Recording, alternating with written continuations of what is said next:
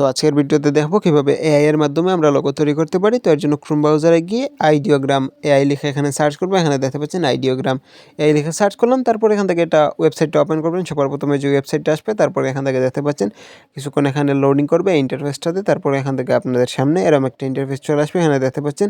তারপরে এখান থেকে আপনারা প্লাস আইকনে ক্লিক করবেন নিচের দিকে। তারপরে এখান থেকে আপনারা কি করতে হবে, আপনার যে প্রম্পটটা মানে যেরকম আপনি লোগো তৈরি করবেন সেরকম একটা প্রম্পট আপনারা লিখে দিবেন।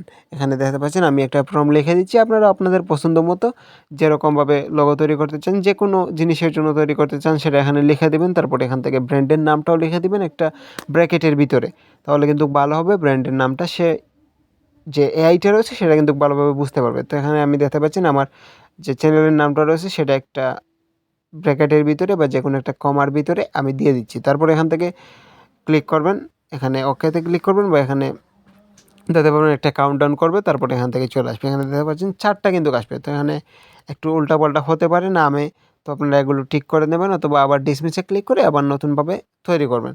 তো যখন আপনারা একটা ভালো রেজাল্ট পাবেন তখন কিন্তু আপনারা এখান থেকে আপনার যে লোগোটা সেটা এখান থেকে ডাউনলোড করে নেবেন। তো আপনারা প্রথমবার হয়তো ভালো নাও পেতে পারেন, প্রথমবার পেতেও পারেন, নাও পেতে পারেন।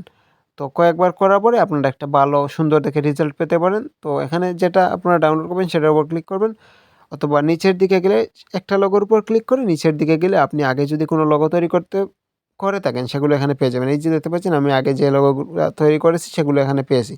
তো এখান থেকে যেটা চান সেটার উপর ক্লিক করে এখান থেকে প্রেস করে ধরে রেখে তারপরে এখান থেকে আপনারা ডাউনলোড ইমেজের একটা অপশন দেখতে পারবেন।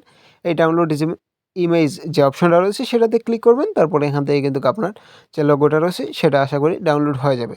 এখানে দেখতে পাচ্ছেন আমি ডাউনলোড ইমেজে ক্লিক করলাম। তারপরে এখান থেকে কিছুক্ষণের মধ্যে আমার লোগোটা ডাউনলোড হয়ে যাবে। তো আশা করি বুঝতে পেরেছেন। ভিডিওটা ভালো লাগলে লাইক করতে পারেন। Thank you very much for watching this video. আল্লাহ হাফেজ।